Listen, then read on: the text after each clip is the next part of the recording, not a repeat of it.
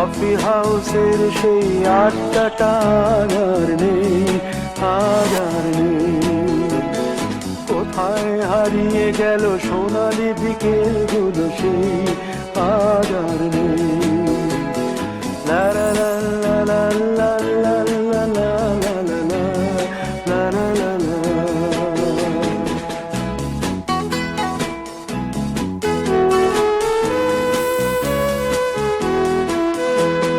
নিখিলেশ প্যারিসে, মইদুল ঢাকাতে, নেই তারা আজ কোনো খবরে।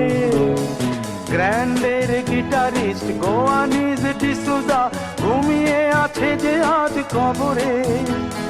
কাকে যেন ভালোবেসে আঘাত পেয়ে যে শেষে পাগলা গারদে আছে রমা রায়।